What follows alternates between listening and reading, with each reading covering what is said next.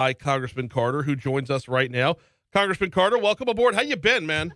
I'm doing great, man. How are you? Doing. Mardi Gras and all that good stuff? Mardi Gras was fantastic. We posted up on Napoleon to catch Rex, and then about 10 trucks before the whole parade shut down when I think one of the Rex floats got stuck under a tree. So, good time, though. You would think that we'd figure that out. That happens. We've been doing Mardi Gras forever. We seem to always have issues with trees and flat tires. You're right. Well, the flat tires, I understand more than the trees. The trees don't just like rapidly grow all of a sudden. And it's not like anybody woke up in Rex and saying, hey, we taking St. Charles this year. No, right. We know where we're going. Hey, baby, but it's still the best free show in the world. Absolutely. Yeah, the kids had gotten just enough. You get more than 15, 20 trucks in, it just gets ostentatious would be a good word to use right there. You just wear out. I think they've got more than 300 of those trucks. Yes, they do. Yes, they do. And I would love the stamina to see all of them, but no, we're ready to pack in and call it a day for the Haldanes. Let's talk a little bit about the energy sector and what LSU is up to right now. Pretty big grant coming in from the National Science Foundation. Now, listen, one of the monumental, most exciting things we've done in this space in a very long time, if not ever. The opportunity, CHIPS and Science Act, we've talked about this on your show many times. The CHIPS and Science Act was the legislation that we're all very proud of that gave us the opportunity to lean in and depend on manufacturing in the U.S., to build our own semiconductors, to be able to invest in American ingenuity.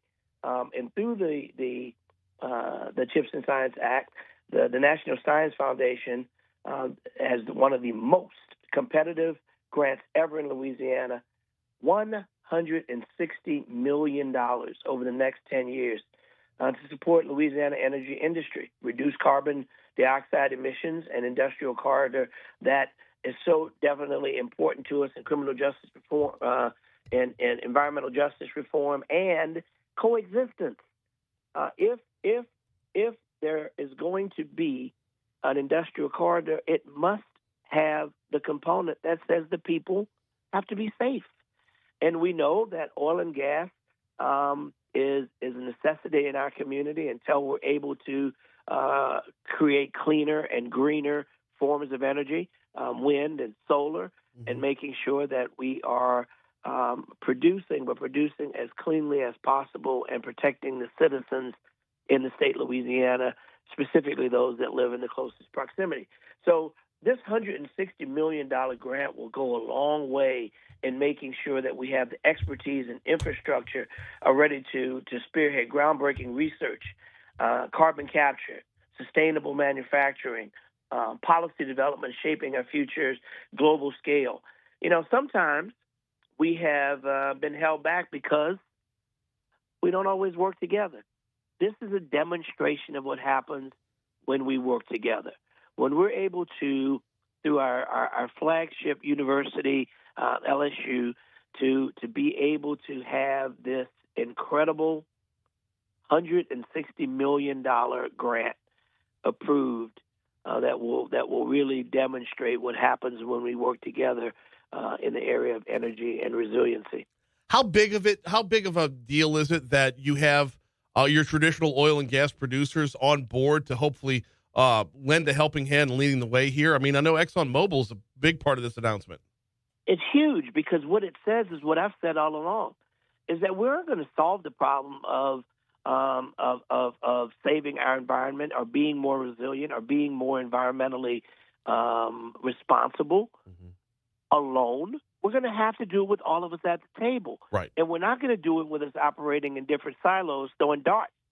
It's going to require both sides listening and coming up with realistic solutions. Listen, reality dictates that we're not going to turn off everything overnight because our national security, the very products that we depend on, heating our homes and making sure that we have a ramp up in a time to get to that cleaner, greener, safer energy sources.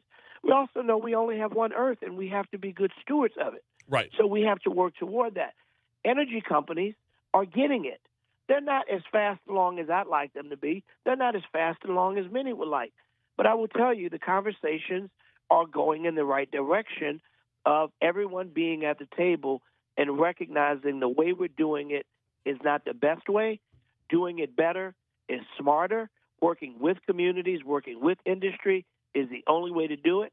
And because all players are at the table for this grant, that denotes success. And that goes to the point that I mentioned. We sometimes slow our own progress because we don't always listen to each other as well as we should. I think we're doing a better job. We've got Congressman Troy Carter with us. This is DC Current, presented by LABI. How do you measure success of this grant? I mean, other than just it's difficult when research and development is involved to figure out a definitive ROI. But how do we determine success for the efforts that have been put forth so far? The initial stage, the initial levels of success is going to be involvement, demonstrating that this is not being done in a vacuum. Nothing happens overnight. Research is methodical and sometimes boring. Digging deep into the numbers and testing ways to do better, finding better ways to reduce our carbon, better ways to clean our air and clean our water and make sure that that we have safer communities. But research is just as it says. It's researching. It's trial and error. It's test and retest. And so we'll have to brace ourselves and recognize that you're not going to get immediate overnight success. It's going to be incremental. But success for me is what we're doing today, announcing that we have this $160 million grant and that we're doing something about it. We're not talking about it. Success to me denotes that we have people at the table who have historically not been at the table. Success to me denotes that we're moving off dead center and moving toward progress.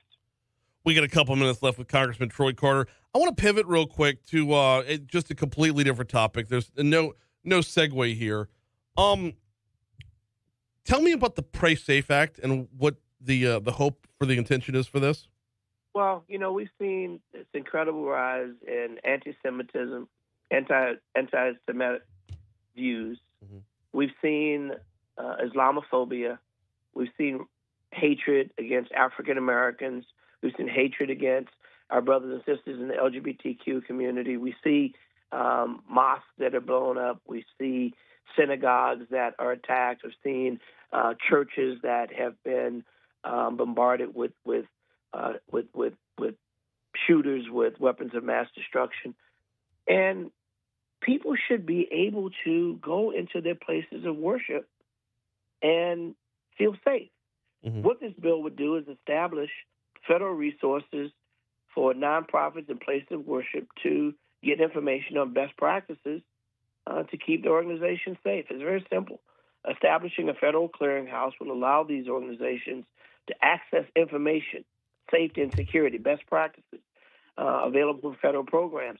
We know that this happens far too often. We see it happening nearly every day in some part of the world where some individual goes into a place of worship, goes into a nonprofit, goes into a faith-based edifice and shoots up people or attempts to.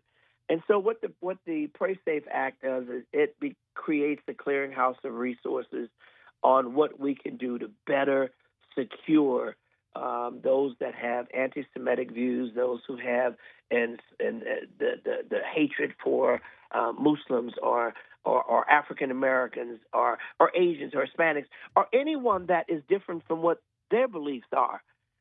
We should not have people fearing for their lives or having to tote guns or have armed guards outside of their places of worship. We can do better than that, and we should protect the right to religious freedoms and the protections that come with it. He is Congressman Troy Carter, back on schedule again after Mardi Gras and then a quick jaunt overseas, if I'm not mistaken. Appreciate having you back on, sir. All right, my friend. Have a great weekend, and we will see you soon. Talk to you next Tuesday. Congressman